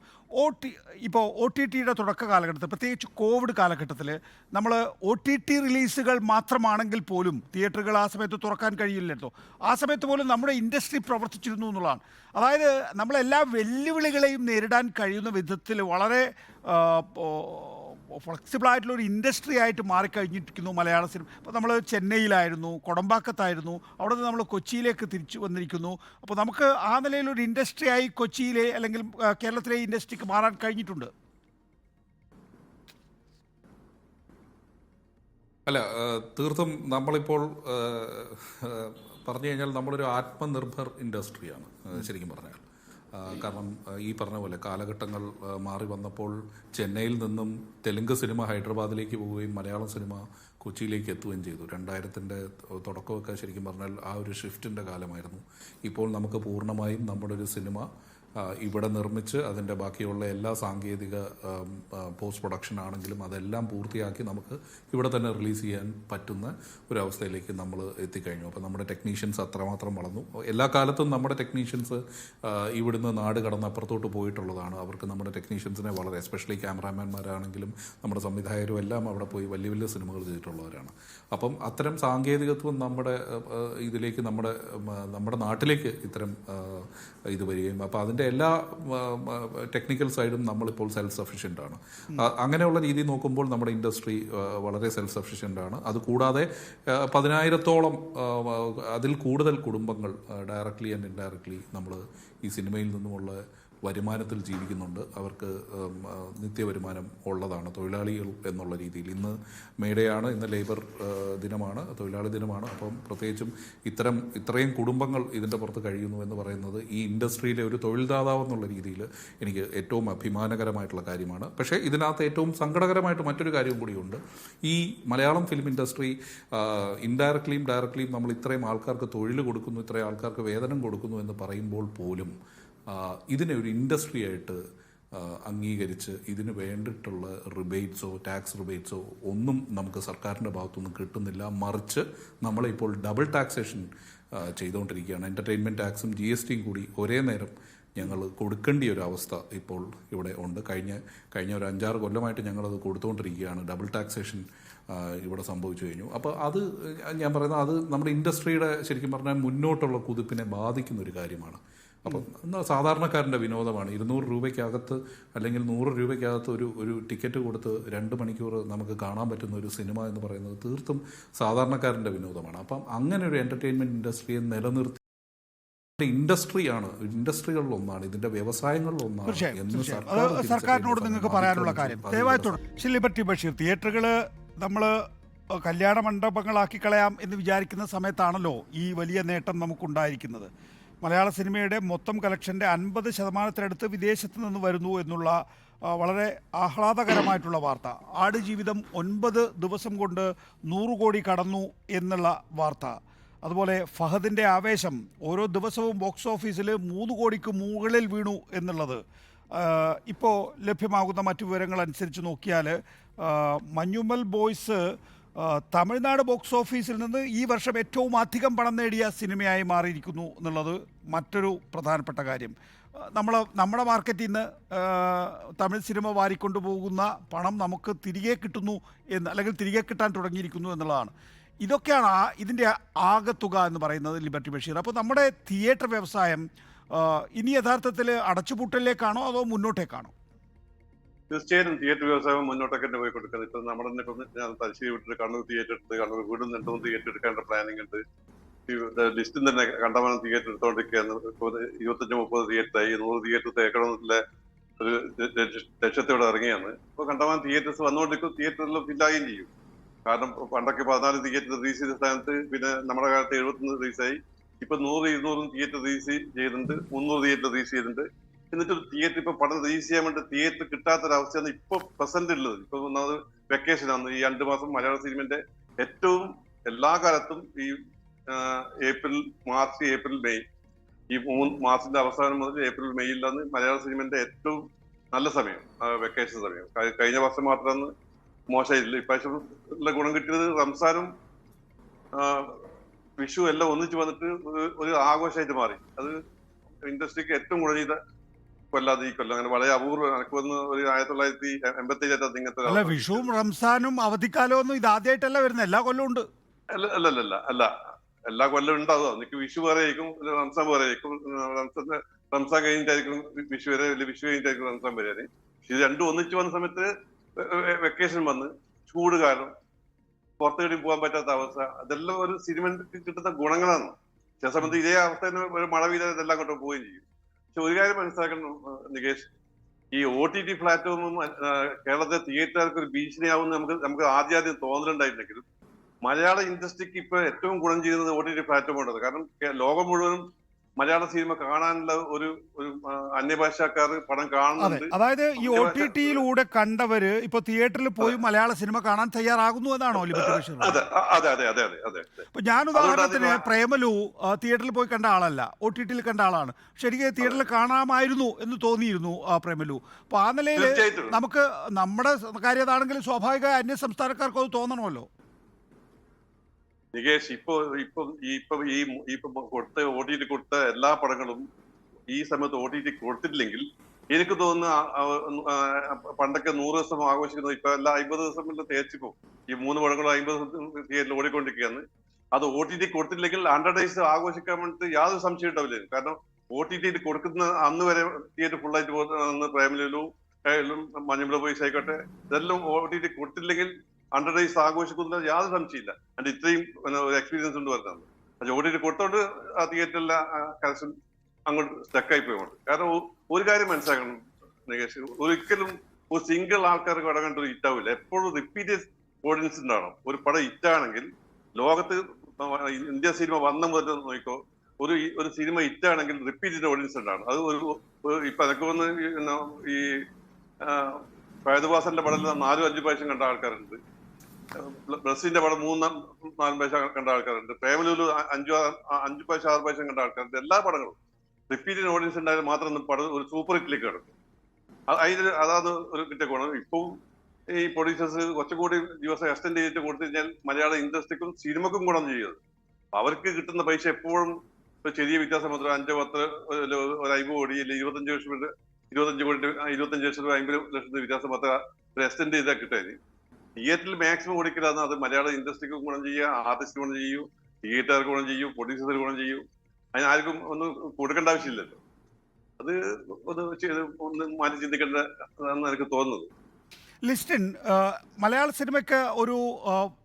സിനിമയ്ക്കെന്നല്ല ലോക സിനിമയ്ക്ക് എവിടെയും തന്നെയും ഒരു നിശ്ചിത ഫോർമുല കാണിക്കാനാകില്ല. നമ്മൾ നോക്കിയാൽ മലയാള സിനിമയുടെ ഒരു ചരിത്രം നോക്കിയാൽ മോഹൻലാൽ, മമ്മൂട്ടി തുടങ്ങിയ സൂപ്പർ താരങ്ങൾ ഒരു വലിയ പില്ലേഴ്സായി മലയാള സിനിമയിൽ നിൽക്കുകയും അങ്ങനെ ഒരു വിപണി നമുക്ക് ഉണ്ടാവുകയും ഒക്കെ ചെയ്തു. പിന്നീട് നല്ല തിരക്കഥകളുണ്ടായി, നല്ല സിനിമ എഴുത്തുകാരുണ്ടായി. പിന്നീട് നമ്മൾ പല ഫോർമുലകൾ കണ്ടിട്ടുള്ളതാണ്. അതിനകത്ത് ഇപ്പോൾ വേണമെങ്കിൽ ഷക്കീല ഫോർമുല ഉണ്ടായിരുന്നു, അതുപോലെ തന്നെ മിമിക്രി ഫോർമുല ഉണ്ടായിരുന്നു, പലതരത്തിലുള്ള ഹാസ്യ ചിത്രങ്ങൾ വന്നു. ഇവിടെ നമ്മൾ നോക്കൂ, ഈ വർഷത്തെ ഭ്രമയുഗം, ആടുജീവിതം, പ്രേമലു, മഞ്ഞുമൽ ബോയ്സ്, ഇതൊക്കെ തന്നെയും വ്യത്യസ്ത സിനിമകളാണെന്നുള്ളതാണ്. അപ്പോൾ നമുക്കൊരു ഫോർമുല എന്ന് പറയാൻ കഴിയില്ല. പക്ഷേ എന്താണത്? ആ വിജയത്തിൻ്റെ അടിസ്ഥാനം എന്താണ്?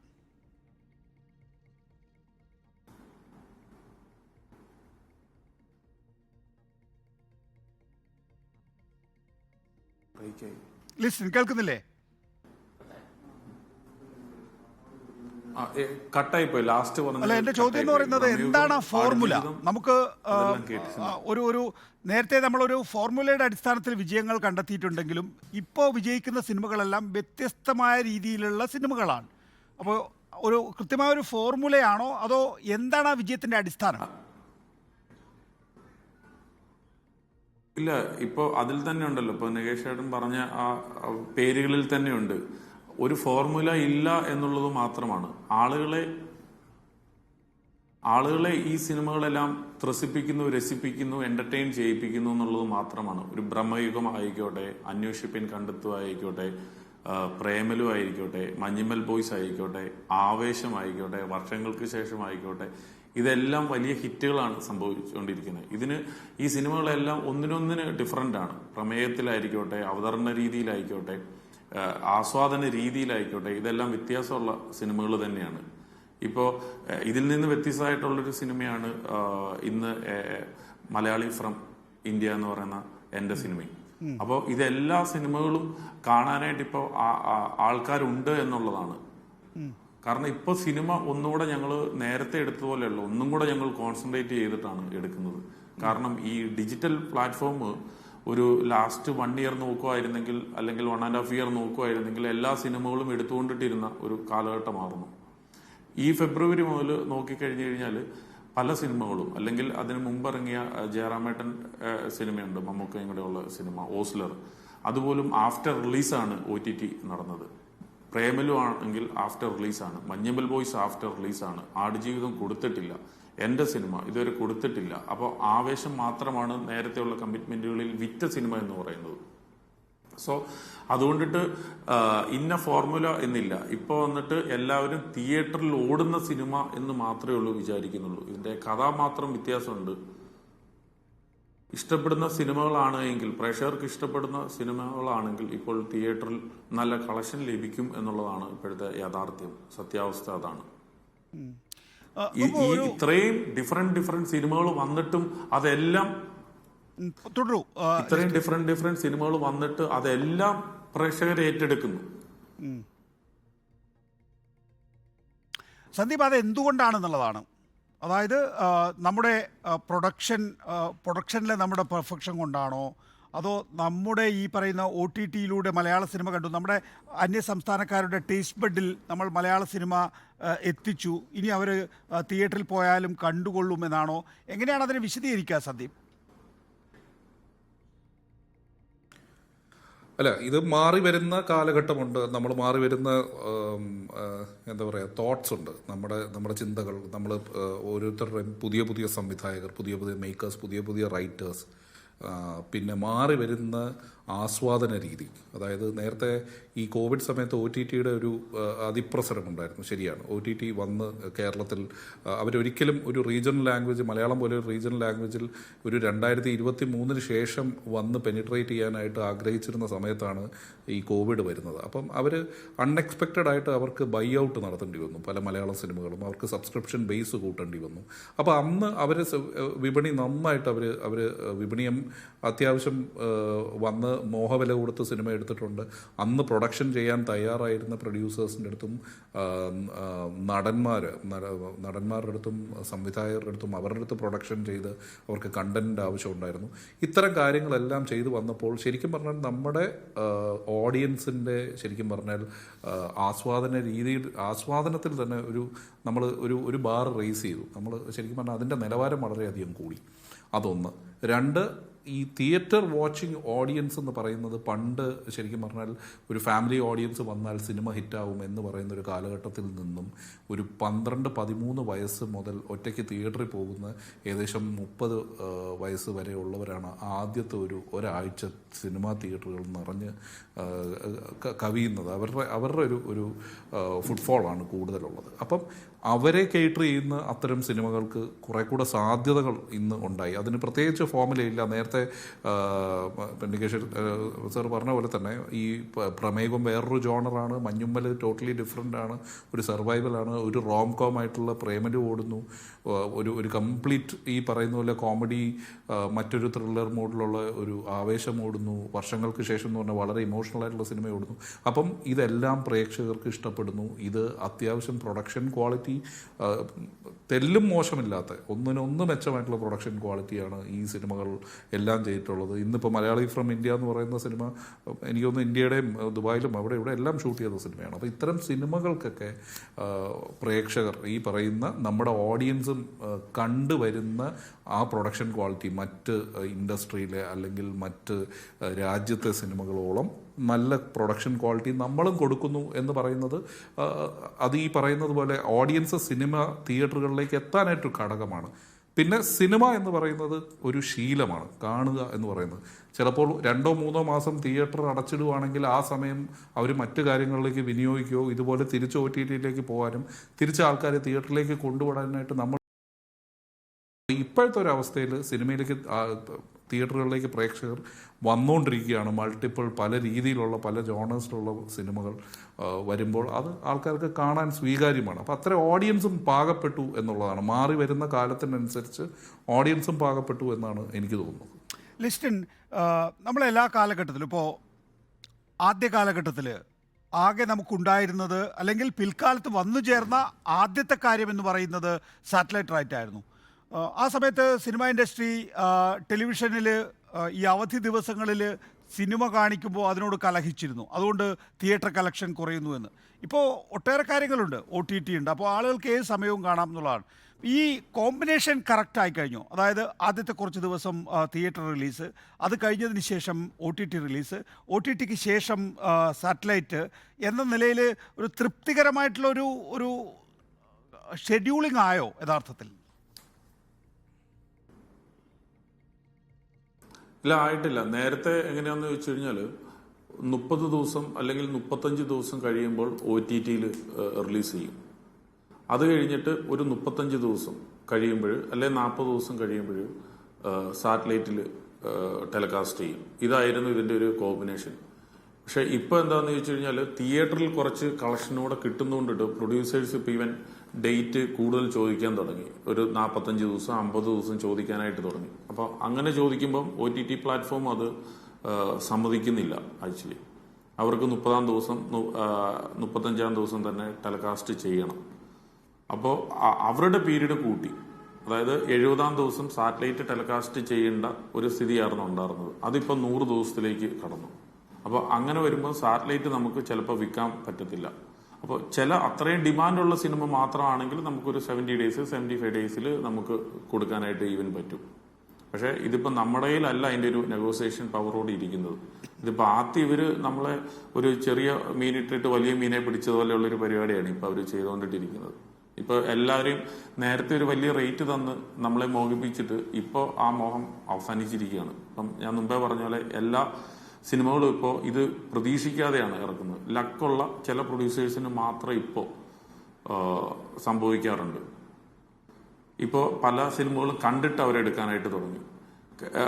തിയേറ്ററിൽ പല സിനിമകളും വർക്കൗട്ട് ആവുന്ന സിനിമകൾ പോലും അവരുടെ OTT പ്ലാറ്റ്ഫോമിന് ചേർന്ന സിനിമയായിരിക്കത്തില്ല. ഇപ്പോൾ അവർക്ക് താല്പര്യമുള്ള സിനിമ ഉണ്ടെങ്കിൽ പോലും അത് ചിലപ്പോൾ അവരുടെ കലണ്ടറിൽ ഉൾപ്പെടുത്താൻ പറ്റത്തില്ല. അപ്പം ഇങ്ങനത്തെ ഒരു സിറ്റുവേഷനിലൂടെയാണ് പോകുന്നത്. സോ എന്നിരുന്നാൽ കൂടി വന്നിട്ട് 35 ദിവസത്തിലാണ് ഇപ്പോൾ അവർ ടെലികാസ്റ്റ് ചെയ്യുന്നത്. സാറ്റലൈറ്റിന്റെ കാര്യങ്ങൾ ചില സിനിമകൾ സംഭവിക്കും. സാറ്റലൈറ്റ് ഓക്കെ ചെയ്യും. അത് ഓക്കെ ചെയ്യുന്നത് ഈ സാറ്റലൈറ്റ് എടുക്കുന്ന ക്ലോസ് ചിലപ്പം അതും OTTക്കാർ ആ ക്ലോസ് എടുക്കും. അതുകൊണ്ടിട്ട് അത് തമ്മിൽ ഒരു നെഗോഷിയേറ്റ് ചെയ്തെടുക്കുന്ന പോലെ ഇരിക്കും മുമ്പ് ഈ പറഞ്ഞതിൻ്റെ ഈ രണ്ട് സാറ്റലൈറ്റിൻ്റെ OTTയും തമ്മിലുള്ള ഒരു ഡിഫറൻസ്. സന്ദീപ്, ഇത് എങ്ങനെയാണ് മലയാള സിനിമയെ മുന്നോട്ട് കൊണ്ടുപോവുക എന്നുള്ള ചോദ്യമാണല്ലോ. നമുക്ക് സ്വാഭാവികമായി വിചാരിക്കാം മലയാള സിനിമയ്ക്ക് ഇപ്പോൾ 100 കോടി ക്ലബ്ബ് എന്നൊന്നും പറയുന്നത് വലിയ വിഷയമല്ല. അങ്ങനെയാണെങ്കിൽ പിന്നെ നമുക്ക് കുറച്ചുകൂടി ബജറ്റ് കൂട്ടിയെടുത്തുകൂടെ എന്നാണ്. പക്ഷെ നമ്മുടെ വിജയം യഥാർത്ഥത്തിൽ ചുരുങ്ങിയ ബജറ്റിൽ സിനിമ എടുക്കുന്നതാണ്. ഇപ്പോൾ മമ്മൂട്ടി ചിത്രങ്ങൾ പോലും ചുരുങ്ങിയ ബജറ്റിൽ എടുക്കുകയും വലിയ വിജയം നേടുകയും ചെയ്തിട്ടുണ്ട് എന്ന് നമുക്ക് കാണാവുന്നതാണ്. പക്ഷേ എപ്പോഴും വിജയങ്ങളിൽ നമ്മൾ അലസരാകാറുണ്ട്, അല്ലെങ്കിൽ നമ്മൾ തെറ്റായ ദിശയിലേക്ക് പോകാറുണ്ട്. ഈ വിജയം അല്ലെങ്കിൽ 2024 എന്ന വർഷം മലയാള സിനിമയെ എവിടെയാണ് കൊണ്ടുചെന്നെത്തിക്കുക?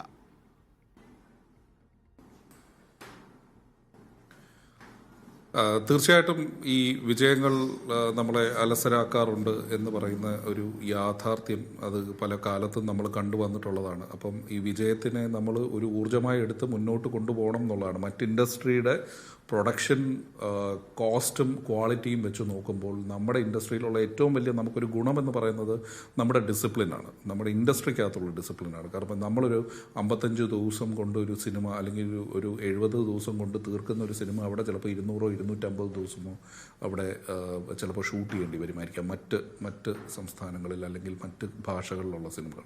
അപ്പോൾ അത്തരം ഒരു ഡിസിപ്ലിൻ നമ്മൾ ഫോളോ ചെയ്ത് വരുന്നുണ്ട് എന്നുള്ളതാണ് നമുക്ക് ഈ പറയുന്ന നമ്മുടെ വലിയ താരങ്ങൾ ഉൾപ്പെടെ. ഡിസിപ്ലിൻ ഇല്ലാത്ത താരങ്ങളുണ്ട്, ഞാൻ പറയുന്നില്ല. പക്ഷേ നല്ലൊരു ശതമാനം ആൾക്കാരും വളരെ ഡിസിപ്ലിനോടുകൂടി പോകുന്നത് കൊണ്ടാണ് നമ്മൾ കോസ്റ്റ് കണ്ടെയ്ൻ ചെയ്ത് സിനിമകൾ നിർമ്മിക്കാനും അതിൻ്റെ പ്രൊഡക്ഷൻ ക്വാളിറ്റിയോടുകൂടി നമ്മൾ പടം പുറത്ത് റിലീസ് ചെയ്യാനും നമുക്ക് സാധിക്കുന്നത്.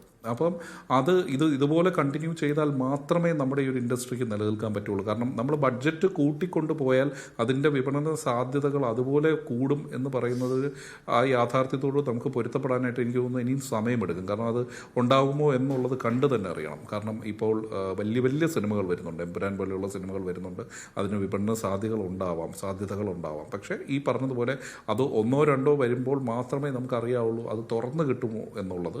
അല്ലാത്ത പക്ഷം ഈ പറഞ്ഞതുപോലെ നമ്മുടെ ഇപ്പോഴത്തെ ബിഗ് ബഡ്ജറ്റ് സിനിമകൾക്കുള്ള ബഡ്ജറ്റുകൾ, അല്ലെങ്കിൽ ഫെയർ ബഡ്ജറ്റ് സിനിമകൾ, അല്ലെങ്കിൽ ചെറിയ സിനിമകൾ, രോമാഞ്ചം പോലെ 2 കോടി രൂപയ്ക്ക് 2.5 കോടി രൂപയ്ക്കകത്ത് തീർക്കുന്ന സിനിമകൾ 18 കോടിയും 25 കോടിയും കളക്ട് ചെയ്യുന്ന അവസ്ഥ, തണ്ണീർമത്തൻ ദിനങ്ങൾ പോലെയുള്ള സിനിമകൾ. അപ്പം അങ്ങനെയുള്ള സിനിമകൾക്കുള്ള സാധ്യതകൾ നമ്മൾ കൂടുതൽ തുറന്നു കിട്ടുകയും അത്തരം ക്വാളിറ്റിയോടുകൂടി സിനിമകൾ ചെയ്യുകയും അത്തരം വിജയങ്ങളിൽ നമ്മൾ കൂടുതൽ കോൺസെൻട്രേറ്റ് ചെയ്യുക, അത് അല്ലെങ്കിൽ അത്തരം വിജയ സാധ്യതകൾ നമ്മൾ കൂടുതൽ ആ സാധ്യതകൾ നമ്മൾ കണ്ടെത്തുക എന്നുള്ളതാണ്. ഞാൻ അതുകൊണ്ടാണ് പറഞ്ഞത്, ഈ പറഞ്ഞതുപോലെ സക്സസ് നമ്മളെ അലസരാക്കാൻ സാധ്യത ഉള്ളതാണ് തീർച്ചയായിട്ടും. എല്ലാ ഇൻഡസ്ട്രിയിലും നമ്മൾ നോക്കുകയാണെങ്കിൽ ഈ മൾട്ടി സ്റ്റാർ മൂവീസും പല ഫോർമുലാസും ബോളിവുഡ് പരീക്ഷിച്ചിട്ട് പോലും എത്രയോ കൊല്ലം ബോളിവുഡിൽ നല്ല സിനിമകൾ ഉണ്ടായില്ല. പ്രേക്ഷകരും ശരിക്കും പറഞ്ഞാൽ സിനിമ ഇൻഡസ്ട്രിയുമായിട്ടൊരു കണക്റ്റ് തന്നെ നഷ്ടപ്പെട്ടു പോയൊരവസ്ഥയുണ്ടായിരുന്നു ബോളിവുഡിൽ. അതിൽ നിന്നും അവർ കരകയറി വരുന്നതേ ഉള്ളൂ. അതിൻ്റെ ആ ഒരു കാലഘട്ടത്തിലാണ്, ആ ഒരു വിൻഡോയിലാണ് ശരിക്കും പറഞ്ഞാൽ നമ്മുടെ ഈ സൗത്ത് സിനിമകൾ ഈ ഇന്ത്യ ഒട്ടുക്കെയുള്ള മാർക്കറ്റ് ശരിക്കും കണ്ടെത്തിയത്. അപ്പം ഇത്തരം അവിടെ ഉണ്ടാവുന്ന ഈ അലസതയാണ് ശരിക്കും നമുക്ക് ഗുണമായത്. ഒന്ന് ചെയ്യുന്നത് മറ്റൊന്നിന് വളമാകുമെന്ന് പറഞ്ഞ പോലെയാണ്. അപ്പം നമ്മുടെ ഇൻഡസ്ട്രിയും അങ്ങനെ ആകാൻ ഭാവിയിൽ സാധ്യതയുണ്ടാകാം. പക്ഷെ അതൊരിക്കലും നമ്മുടെ നിർമ്മാതാക്കളും നമ്മുടെ സംവിധായകരും നമ്മുടെ റൈറ്റേഴ്സും നമ്മുടെ നടന്മാരും എസ്പെഷ്യലി സ്റ്റാർസും എല്ലാം ഇതിന് കോൺട്രിബ്യൂട്ട് ചെയ്യേണ്ടതാണ്. അപ്പോൾ ഇതെല്ലാവർക്കും ഒരു ഐ ഓപ്പണറും കൂടിയാണ്. ഇതിന് ഈ സക്സസ് നിലനിർത്തിക്കൊണ്ട് പോകാനാണ് ഏറ്റവും ബുദ്ധിമുട്ട്. പരാജയങ്ങളിൽ നിന്നും പഠിച്ച് മുകളിലോട്ട് കയറാനായിട്ട് എളുപ്പമാണ്, പക്ഷേ സക്സസ് നിലനിർത്തിക്കൊണ്ട് പോകുക എന്ന് പറയുന്നത് വളരെ പ്രധാനപ്പെട്ട. ശ്രീ ലിബർട്ടി ബഷീർ, 2023 വലിയ നിരാശ സമ്മാനിച്ചതാണല്ലോ. അവസാന ഘട്ടത്തിലാണ് കുറച്ചെങ്കിലുമൊക്കെ ആശ്വാസകരമായ വിജയങ്ങൾ ഉണ്ടായിട്ടുള്ളത് എന്നുള്ളതാണ്. നമുക്കിവിടെ ഇടയ്ക്കിടയ്ക്കൊക്കെ പല ഫോർമുലകൾ വരുന്നു. അതുപോലെ തന്നെ ടേബിൾ പ്രോഫിറ്റിന് വേണ്ടി എന്ത് തരം എടുത്താൽ പോലും അത് കുറച്ച് സാറ്റലൈറ്റ് ഉണ്ട്, കുറച്ച് OTT ഉണ്ട്, കുറച്ച് തിയേറ്റർ എന്തായാലും കിട്ടും എന്ന് വെച്ച് ചില ടേബിൾ പ്രോഫിറ്റ് സിനിമകളൊക്കെ ഇറങ്ങിയിരുന്നു എന്നുള്ളതാണ്. ഇപ്പം നമുക്ക് എല്ലാവർക്കും ബോധ്യമായോ കണ്ടന്റാണ് ഏറ്റവും പ്രധാനം, കണ്ടന്റാണ് കിങ് എന്ന്? തീർച്ചയായും നികേഷ്, അതാ ഞാൻ നേരത്തെ പറഞ്ഞത്. ഇപ്പം പ്രൊഡ്യൂസേഴ്സിനും എഴുത്തുകാർക്കും ഡയറക്ടേഴ്സിനും മനസ്സിലായി കണ്ടന്റ് ആണ് ഏറ്റവും എഴുതുന്നത്.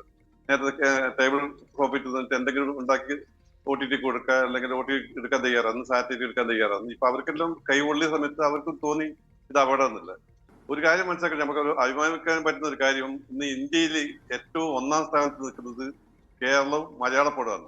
കേരളത്തില് തെലുങ്കിലും ഹിന്ദിയും തമിഴും 1, 2, 3 സ്ഥാനം നിൽക്കുന്ന ആ സംസ്ഥാനങ്ങളിൽ ഇപ്പൊ ഞാൻ കഴിഞ്ഞ ആഴ്ച ഹൈദരാബാദ് പോയ സമയത്ത് അവിടുത്തെ സിനിമ തിയേറ്റർ നമ്മൾ പറയുന്ന നേരത്തിൽ നിങ്ങളാണ് ഇപ്പൊ 1ാം സ്ഥാനത്ത് നിൽക്കുന്നത്. നിങ്ങളെ കാരണം മലയാള പടങ്ങളാണ് ഇപ്പം കഴിഞ്ഞ 2 വർഷമായിട്ട് ഓടിക്കൊണ്ടിരിക്കുന്നത്.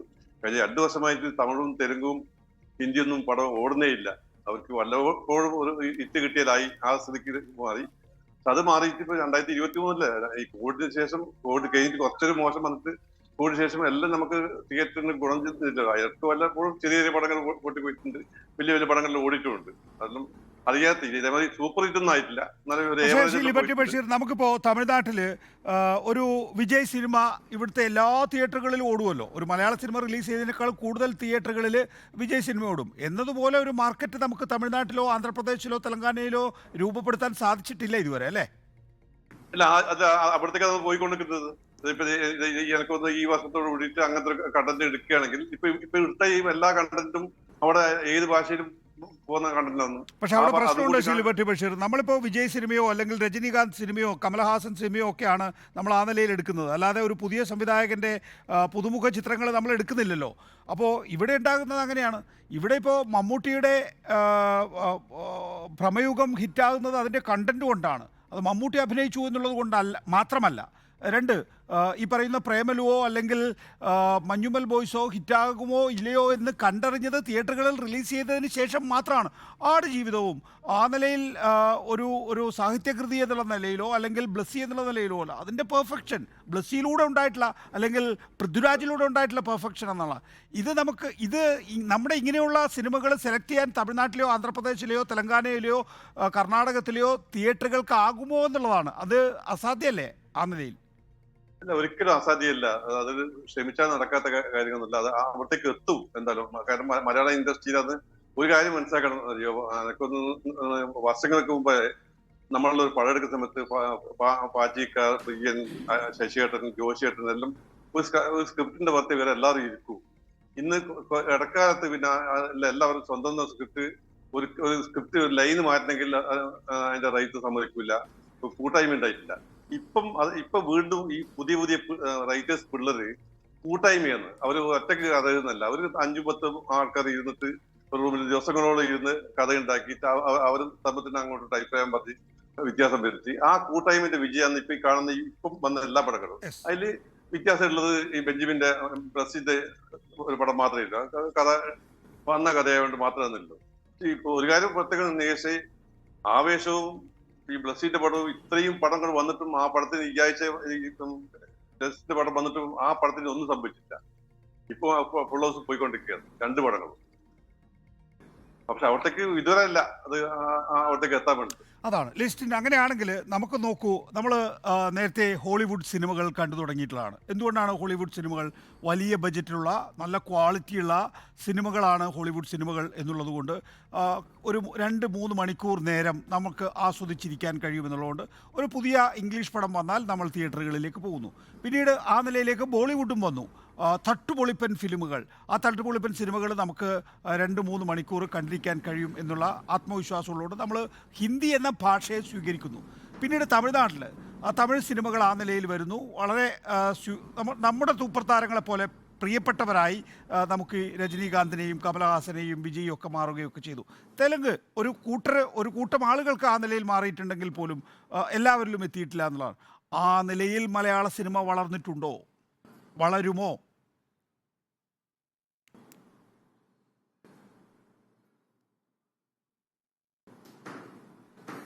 ലിസ്റ്റിൻ റൈറ്റ്. സന്ദീപിന് അതിന് മറുപടി പറയാം.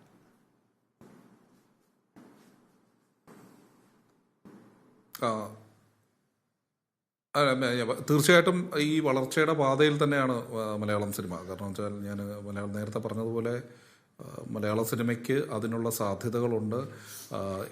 ഏത് മേഖലയിലെടുത്താലും, അതായത് ഇതിപ്പോൾ അതിൻ്റെ ടെക്നിക്കൽ സൈഡാണെങ്കിൽ നമുക്കുള്ള ടെക്നീഷ്യൻസ് വളരെ വളരെ എന്താ പറയുക, അത്തരം ക്വാളിറ്റി ഔട്ട്പുട്ട് തരുന്ന ടെക്നീഷ്യൻസാണ്. സിനിമാറ്റോഗ്രാഫേഴ്സ് ആണെങ്കിലും മ്യൂസീഷ്യൻസ് ആണെങ്കിലും റൈറ്റേഴ്സ് ആണെങ്കിലും നമ്മുടെ ഓരോ വിഭാഗത്തിൽ നമ്മുടെ ആർട്ട് ഡയറക്ടേഴ്സൊക്കെ പുറത്ത് പോയി വലിയ വലിയ സിനിമകൾ ചെയ്യുന്നവരാണ് സിനിമാറ്റോഗ്രാഫേഴ്സ്. അപ്പം നമ്മൾ ഈ ബാക്കിയുള്ള എല്ലാ ഇതിൻ്റെ മറ്റ് ഇതര മേഖലകൾ, സിനിമയുടെ മറ്റ് ഉപമേഖലകൾ നോക്കുകയാണെങ്കിൽ അതെല്ലാം അക്കാര്യത്തിലും നമ്മൾ വളരെ വളരെ സെൽഫ് സഫിഷ്യൻ്റാണ്. അപ്പം അത്തരം കാര്യങ്ങൾ വെച്ച് നോക്കുമ്പോൾ നമുക്കൊരല്പം നമ്മൾ ശോഷിച്ചിരുന്നത് നമ്മുടെ വിപണന സാധ്യതകൾ മാത്രമായിരുന്നു.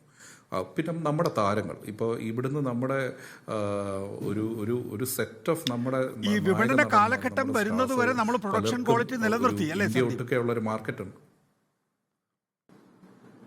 തീർച്ചയായിട്ടും നമ്മൾ ഒരിക്കലും പ്രൊഡക്ഷൻ ക്വാളിറ്റിയിൽ ഒരു കുറവ് വരുത്തിയിട്ടില്ല ഇന്ന് വരെയും. എനിക്ക് തോന്നുന്നു പലരും ഇത്തരം നമ്മൾ എത്ര നല്ല പ്രൊഡക്ഷൻ ക്വാളിറ്റിയോടുകൂടിയാണ് ഈ സിനിമകൾ നമ്മൾ നിർമ്മിക്കപ്പെട്ടിരുന്നത് എന്ന് അവർ തിരിച്ചറിയുന്നത്. അപ്പോൾ ആ തിരിച്ചറിവിലൂടെ നമ്മുടെ മാർക്കറ്റ് വലുതായിട്ടുണ്ട്. പക്ഷേ ഈ പറഞ്ഞതുപോലെ OTT എന്ന് പറയുന്നത് ഒരു കാലഘട്ടത്തിൽ മറ്റൊരു റവന്യൂ സ്ട്രീം ആയിരുന്നു. ഇപ്പോൾ അവർ പഴയതുപോലെ സിനിമകൾ അവരെടുക്കുന്നില്ല. അവരുടെ ഒറിജിനൽസിലേക്ക് പോവുകയാണ്. അത് സിനിമയ്ക്ക് നാളെ ഒരു ബുദ്ധിമുട്ട്, നമുക്ക് ബുദ്ധിമുട്ടെന്ന് പറയില്ല, സിനിമ ഇൻഡസ്ട്രി തിയേറ്ററിക്കൽ വാച്ചിന് അല്ലാതെ മറ്റ് ഒറിജിനൽ സീരീസുകൾ അവർ നിർമ്മിക്കപ്പെടുകയാണ്. അവരിപ്പോൾ സബ്സ്ക്രൈബർ ബേസ് കൂട്ടി ഇനി ഒരു സീരീസിൻ്റെ ഒരു അതിപ്രസരം മലയാളത്തിലും ഉണ്ടാകും.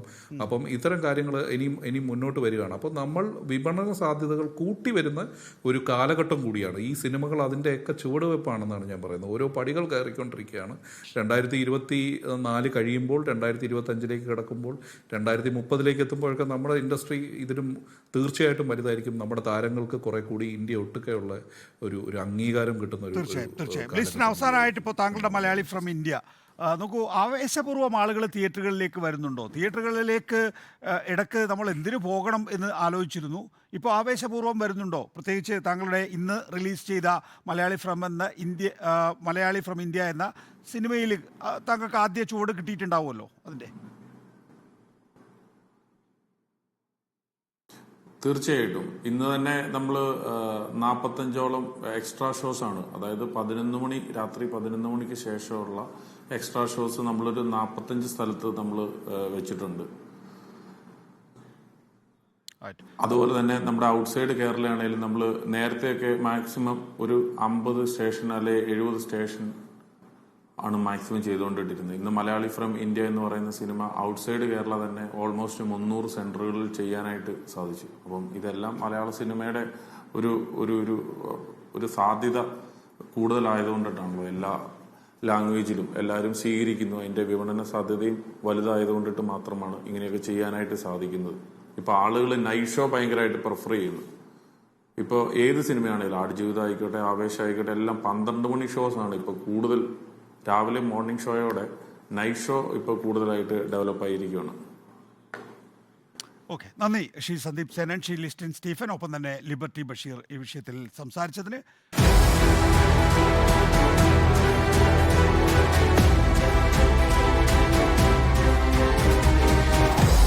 Debate with MV Nikesh Kumar.